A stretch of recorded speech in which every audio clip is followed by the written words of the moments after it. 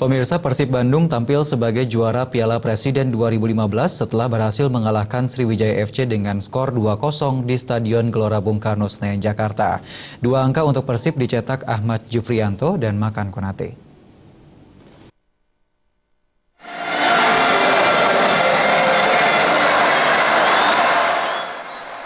Final Piala Presiden di Stadion Gelora Bung Karno, Senayan, Jakarta yang mempertemukan Persib Bandung dan Sriwijaya FC disaksikan langsung oleh Presiden Jokowi dan ribuan pendukung fanatik kedua kesebelasan.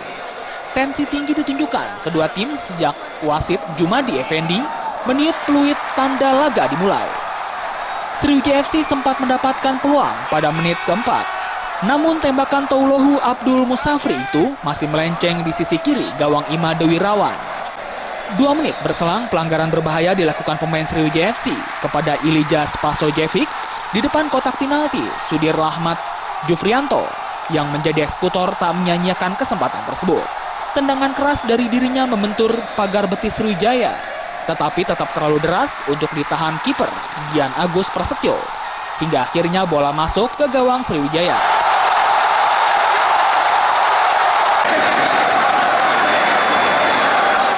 Sriwijaya kemudian meningkatkan intensitas serangan.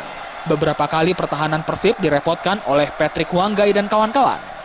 Namun serangan anak asuh Denny Dolo ini belum membuahkan hasil, justru Persiblah yang berhasil menambah keunggulan di akhir babak pertama. Menerima umpan silang Atep, Makan Konate berhasil merobek gawang Sriwijaya. Babak pertama pun ditutup dengan skor 2-0.